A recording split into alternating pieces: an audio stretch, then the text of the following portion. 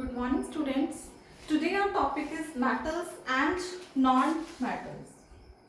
This is our third chapter. Now see, in the periodic table about 118 elements are known to us. Out of them many are metals, some are non-metals and very few are metalloids. What are metalloids? These are the substances which have properties in between metals and non-metals. So what are metalloids? The substances which have properties in between metals and non-metals. But in our syllabus, we will study about metals and non-metals.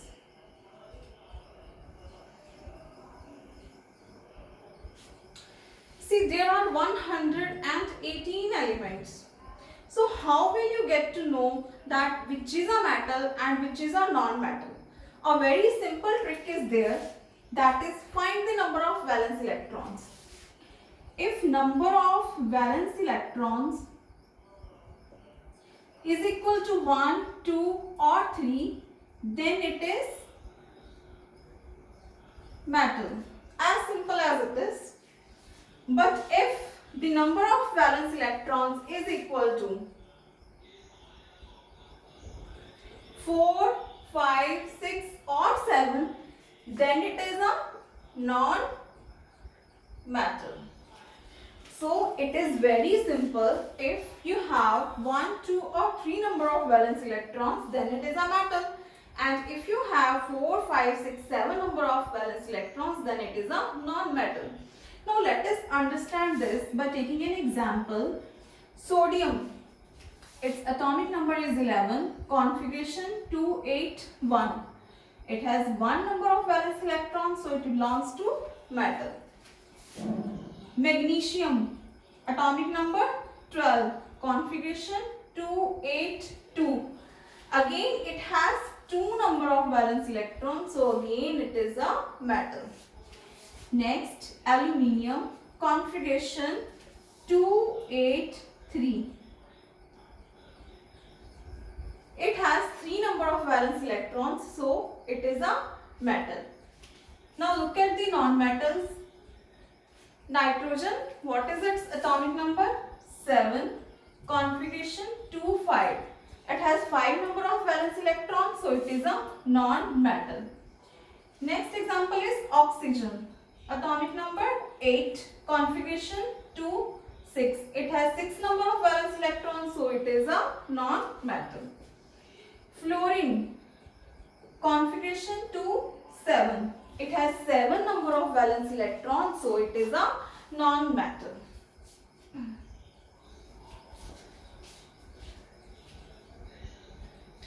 So if you want to know that which element is a metal and which is a non-metal, you just need to know its atomic number and configuration that we have already discussed in 9th standard.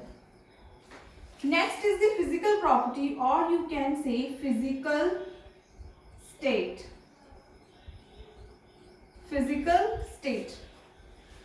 Now see, metals generally exist in solid state. See, most of the metals are in solid state. And what about the non-metals? They exist in all the 3 states: solid, liquid and gas.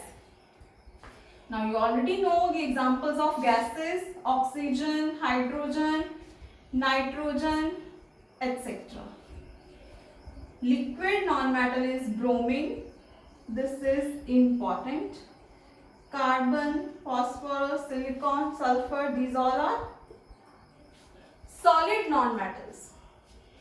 Now see, I said metals generally exist in the solid state.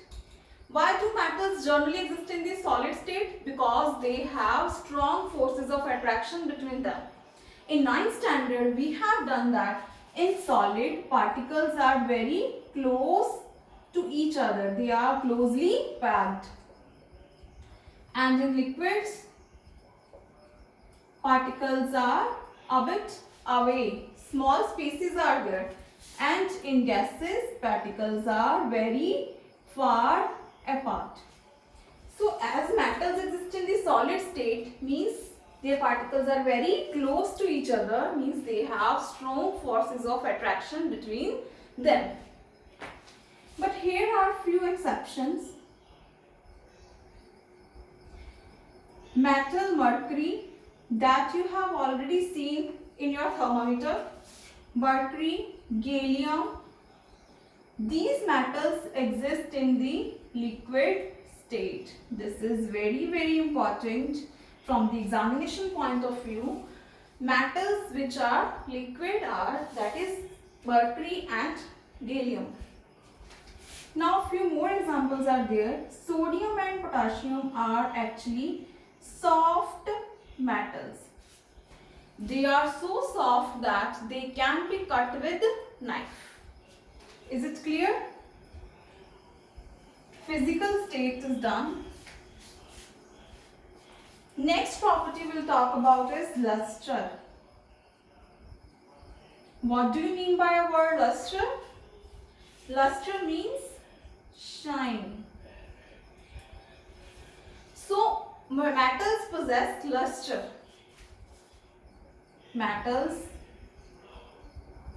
possess luster, means they are shining. Now you have already seen shining metals. Sometimes they are polished, then they shine. For example, gold, silver, aluminium, they all are shining metals. But here also one exception is there, a metal which is not shining, not having luster, that is lead.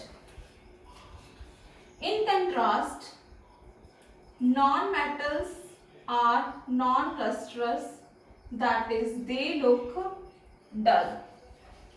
Non-metals have dull appearance, but here some exceptions are there. Exception is diamond,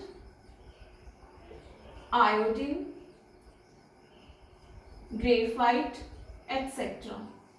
Now see diamond. You have already seen diamond. Diamond is actually the allotrope of carbon. 3 allotrope of carbon is there. That is diamond, graphite and fullerene.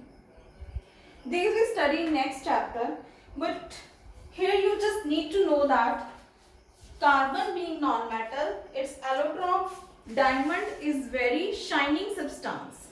Alright. So these exceptions are very important. You have to learn the exceptions. Now next is next property.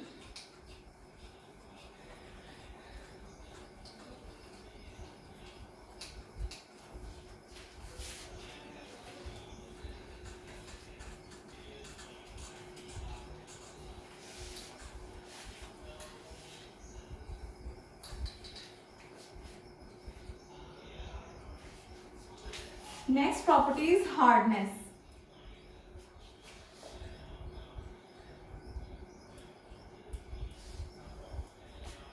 Hardness. We have already discussed that metals exist in the solid state. As they exist in the solid state, so they are hard because exist in solid state. But here same exceptions will be there, except sodium, potassium being soft solids, they are not hard. Mercury, gallium being liquids, they are not hard. In contrast, non-metals are soft. Next, a very similar point, that is density. Now see, if something is hard, has more forces of attraction, then it will be dense. They have high density. Exceptions will remain same. They are less dense. Next property is melting point and boiling point. What do you mean by melting point and the boiling point? Means how much force or how much energy is required to melt it or to boil it into the vapor phase. As they exist in the solid state, so their melting and boiling point will be very high. And here they have low melting point and boiling point. See, melting and boiling point of metals is high because they exist in the solid state. But exceptions, again these exceptions, sodium, potassium, mercury, gallium, they are already in liquid state. Fine. And they have very low melting and boiling point. But here exception is diamond. You know that diamond is very hard. Diamond is very hard, so it has exceptionally high melting and boiling point. Fine. Next important property is ductility. What do you mean by ductility? Capacity to convert it into, can be converted into thin wires. So here metals are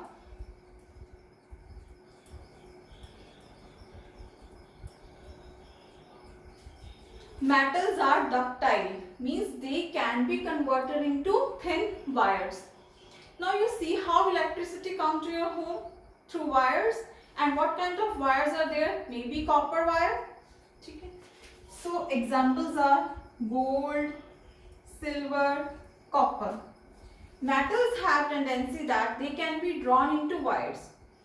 See, if you have 1 gram of gold with you, you can convert it into a very long, many kilometers, more than 5 kilometer long wire. Means you can convert into a very long wire, thin wire.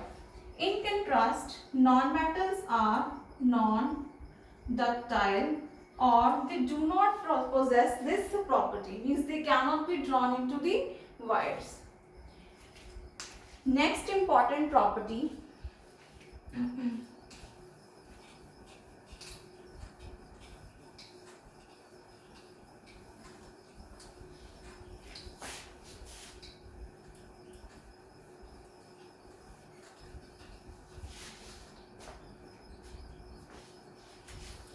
is malleability. Now what is the meaning of malleable? Malleable means can be converted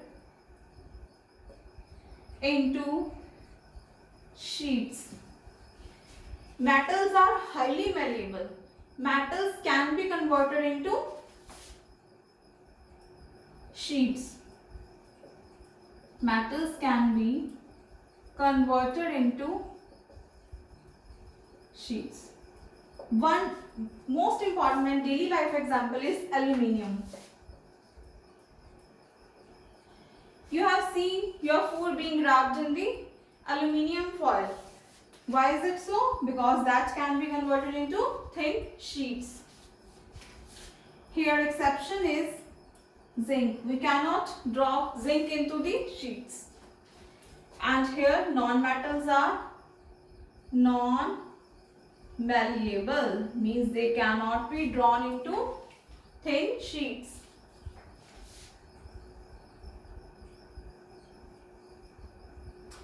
Next property is brittleness. What do you mean by brittleness?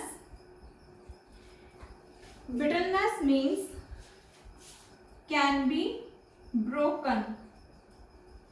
But here metals are non-brittle in nature.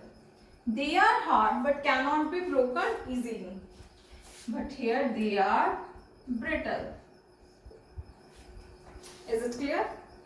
Next property, sonorous. Sonorous means they are here non-sonorous.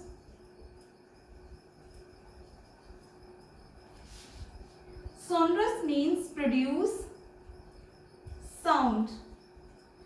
When they are hit with something, means like if I hit the metal like this, it will produce sound. So metals generally produce sound, but here non-metals are non-sonorous, means they do not produce sound.